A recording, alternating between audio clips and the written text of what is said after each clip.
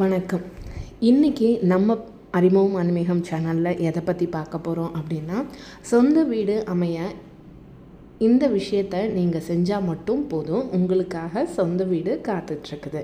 என்னென்ன வழிபாடு, என்னென்ன வழிமுறைகள் அப்படின்றத இன்றைக்கி நம்ம பதிவில் பார்க்கலாம். வாங்க, பதிவுக்கு போகிறதுக்கு முன்னாடி நம்ம அறிவோம் ஆன்மீகம் சேனலை இது வரைக்கும் சப்ஸ்கிரைப் பண்ணாதவங்க மறக்காமல் சேனலை சப்ஸ்கிரைப் பண்ணிவிடுங்க. சொந்த வீடு அமையணும் அப்படின்னா ஒருத்தரோட ஜாதகத்தில் செவ்வாய் உச்சம் பெற்று இருக்கணும். அப்படின்னா தான் அவங்களுக்கு சொந்த வீடு அமையறதுக்கான வாய்ப்புகள் இருக்குது. செவ்வாய் பகவான் வலுவாக இருக்கணும் அப்படின்னா செவ்வாய் கிரகத்துடைய தெய்வம் யாருன்னு பார்த்தா முருகப்பெருமான். முருகப்பெருமானோட அருள் இருந்துச்சு அப்படின்னா சொந்த வீடு உங்களுக்கு அமைய எந்த விதமான தடையும் இல்லை. ஏற்கனவே நான் முந்தின பதிவுகளில் கொடுத்துருப்பேன் வெற்றிலை தீப வழிபாடு. அந்த வெற்றிலை தீப வழிபாடை நீங்கள் தொடர்ந்து செஞ்சுட்டு வந்தாலும் உங்களுக்கு சொந்த வீடு கட்டக்கூடிய யோகம் காத்துட்ருக்கிறது. முக்கியமாக சிறுவாபுரி முருகன் கோயில், அதே மாதிரி காஞ்சிபுரம் ஏகாம்பரேஸ்வரர் கோயில், திருச்சுழி பூமிநாதர் கோயில், இந்த மாதிரி ஒரு சில கோயில், இந்த கோயில்லாம் பூமிக்கு சொந்தமான கோயில். சொந்த வீடு யோகம் அமையறதுக்கு இந்த கோயிலுக்கு நீங்கள் போயிட்டு வந்தீங்க அப்படின்னா கண்டிப்பாக உங்களுக்கு சொந்த வீடு யோகம் அமையறதுக்கான வழிகள் இருக்குது.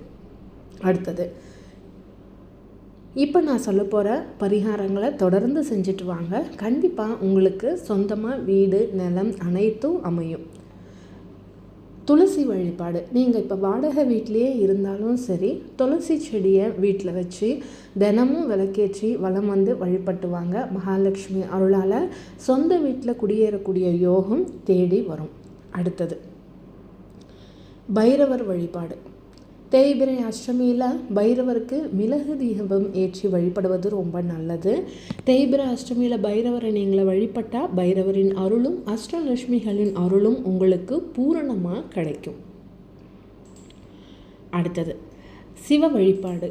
நான் ஏற்கனவே சொன்ன மாதிரி காஞ்சிபுரம் ஏகாம்பரேஸ்வரர் கோயில், அதே மாதிரி திருச்சுழியில் அமைஞ்சிருக்கக்கூடிய பூமிநாதரான சிவபெருமானை வில்வ இலை கொண்டு அர்ச்சனை செஞ்சு வழிபட்டீங்க அப்படின்னா சொந்த நிலம், ஏற்கனவே வாங்கிய நிலத்தில் வீடு கட்டும் யோகம் அமைவதோடு வீடு வாங்குவது, நிலம் வாங்குவது அப்படின்ற எல்லா தடைகளும் நீங்கும்.